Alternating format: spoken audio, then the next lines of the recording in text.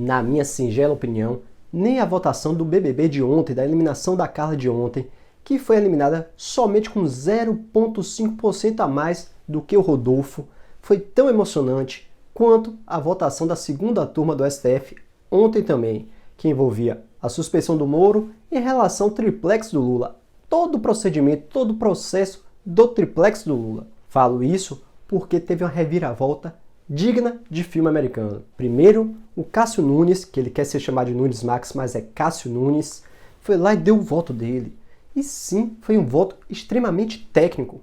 Ele deixou claro qual era a posição dele, o entendimento dele sobre a matéria de fundo, sobre o caso do triplex lá do Lula, mas deu um voto técnico, abrangendo a lei e a Constituição. Só que aí, quando todos achavam que ia ser 3-2 a favor do Moro, ou seja, contra a sua suspeição e anulação de todo o processo, a Carmen Lúcia pediu a palavra e deu um novo voto, agora se posicionando a favor do ministro Gilmar Mendes e do Lewandowski, somente retirando a condenação do Moro ao pagamento de custas e litigância por má-fé. Então, no final das contas, o que estava 3-2 a favor do Moro terminou ficando 3-2 a favor do Lula. Nesse novo voto, a ministra Carmen Lúcia aduziu basicamente 3 fundamentos para ela ter alterado o entendimento dela e agora ter acolhido, reconhecido a suspeição do Moro no processo do triplex do Lula. O primeiro argumento foi a condução coercitiva, que ela classificou como espetaculosa, que depois foi declarada inconstitucional pelo Supremo, inconstitucional e ilegal.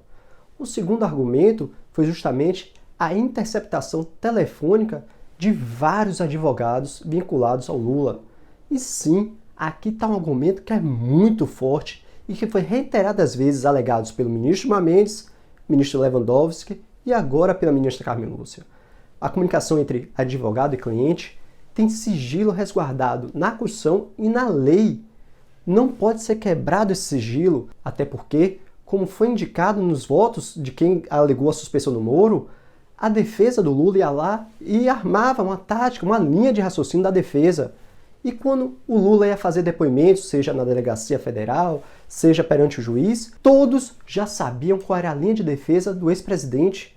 Basicamente já sabiam tudo que o ex-presidente ia falar. Isso sim fere o contraditório e a ampla defesa. E aqui é um argumento muito forte para se invalidar um processo. Mas, na minha singela opinião, não seria o caso para alegar suspeição. Sim, para invalidar um processo. Arguir a nulidade a partir de todas as interceptações telefônicas e aí sim começar a dar ali em diante todo um novo feito, inclusive a fase instrutória. Mas daí alegar suspeição, no meu entendimento, não está enquadrado nas hipóteses que o Código de Processo Penal traz, nem do Código de Processo Civil. Então não seria o caso de suspeição, mas sim de nulidade processual a partir dessa interceptação indevida. E o terceiro fundamento seria a divulgação de diversos diálogos que foram objetos de interceptações. E aqui, todos que foram a favor da suspeição do Moro criticaram a posição do ex-juiz e ex-ministro Sérgio Moro tornar pública parte do depoimento do Palocci. E assim, poderia sim interferir nas eleições de 2018. Lembrando que essa divulgação foi perto das eleições. E sim, foi utilizada por todos os adversários do PT. Não só o presidente Bolsonaro, mas sim todos os outros adversários do PT utilizaram como modo de campanha, como modo de tentar atingir o PT e o Haddad. E aqui já dá para tirar algumas conclusões, algumas percepções sobre esse julgamento na segunda turma. A primeira e a mais clara: o ministro Cássio Nunes é extremamente legalista. Ou seja, nas próximas votações que ele participar, tenha certeza, ele vai seguir exatamente o que está na Constituição e na lei, ao pé da letra. O segundo ponto que deve ser abordado aqui são os efeitos dessa decisão. Em tese, essa decisão anula todo o processo do triplex. E em que pese a ministra Carmen Lúcia falar que é só para esse processo, não tenha dúvida, tanto o Lula vai utilizar nos outros processos os mesmos fundamentos e esse precedente, como todos os outros réus da Lava Jato. Não tenha dúvida, o próprio Eduardo Cunha já pediu os áudios que foram vazados pelo The Intercept, o Pezão já pediu o áudio vazado pelo Intercept, todos os outros réus irão tentar o mesmo precedente, irão tentar a mesma suspeição do Moro. Até porque os áudios vazados pelo Intercept, se forem verdadeiros, demonstram uma condução, uma liame entre a acusação e o juiz de toda a Operação Lava Jato, não só do ex-presidente Lula. Então, em tese, todos os outros poderiam utilizar desse precedente que foi aberto pela segunda turma do STF. Mas aí, você pode me perguntar por que eu falei em tese. E eu falei em tese porque a decisão monocrática do ministro Sérgio Fachin, declarando a 13ª Vara Federal lá de Curitiba como incompetente e remetendo o processo para Brasília, ou seja, prevaleceria, seria analisado antes de uma suspeição. Então, se no plenário do STF, ao analisar essa incompetência, manter todos os efeitos da decisão do Edson Fachin, não há de se falar em suspeição do Moro, e sim de incompetência. Então, lá o novo juiz de Brasília que for analisar o caso, pode reaproveitar alguns aspectos do processo da 13ª Vara de Curitiba. Mas, se nessa decisão do plenário ficar reconhecida a competência do Moro e reconhecer que é válida a suspeição, aí sim, tudo anulável e o juiz de Brasília tem que começar tudo de novo. Então aqui deixo a importância dessa votação, mas não só jurídica, que o STF tomou posição que a HC cabe para suspeição.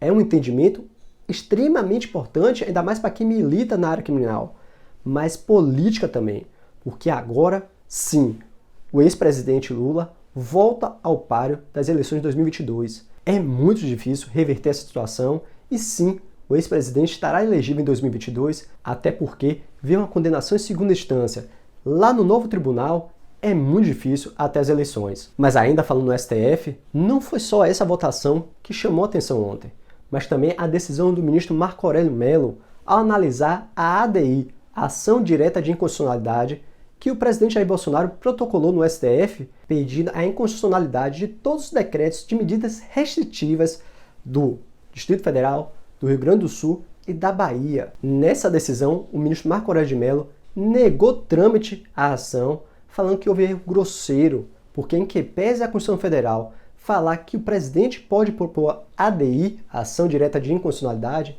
essa tem que ser assinada pelo advogado-geral da União. E a ADI que foi proposta pelo presidente foi assinada unicamente pelo presidente. O presidente, segundo a Constituição Federal, pode propor, mas quem tem que assinar é o advogado-geral da União. Assim como uma parte é legitimada para entrar na justiça, exercendo assim o seu direito constitucional de acesso ao judiciário, tem que ser representado por um advogado. Aqui, no caso da ADI, não é diferente. O presidente é uma das pessoas que podem pedir uma ADI, pode entrar com uma ADI, mas tem que ser protocolada por um advogado competente, e nesse caso, o advogado-geral da União. E assim, ao alegar esse erro grosseiro, o ministro Marco Aurélio Mello negou trâmite à ADI.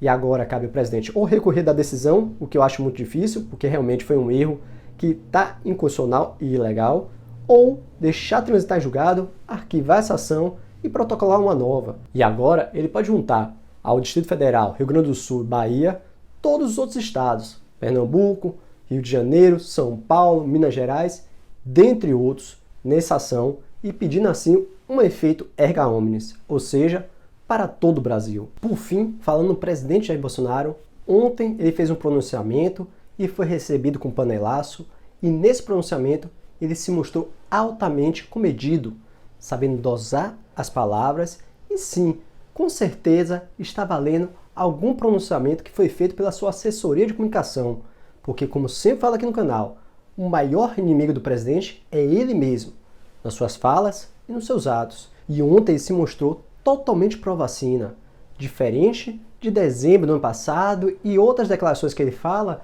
que ele dava a entender que a população deveria encarar o vírus de peito aberto, chamando de gripezinha e etc. E por esses fatos que diversas pessoas falam que nesses 3 minutos e pouco de pronunciamento, ele fez 3 minutos só falando mentira. Mas o que restou comprovado, e aí ninguém pode negar, nem mesmo os bolsonaristas, é que ele negou o próprio negacionismo.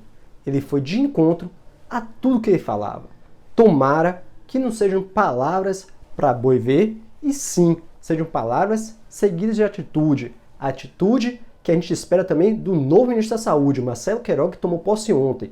que ele atenda à ciência e tome como prioridade a vacinação, porque só com a vacinação podemos salvar vidas, garantir a saúde e retomar a economia, como todo mundo já sabe. Mas essa é só minha singela opinião. Para mais vídeos, se inscreve no canal, aqui é vida todo dia. Se você gostou, deixe seu like, compartilhe esse vídeo, por favor, ajude o nosso canal a crescer. E não se esqueça, assista esse vídeo aqui, e até o próximo vídeo.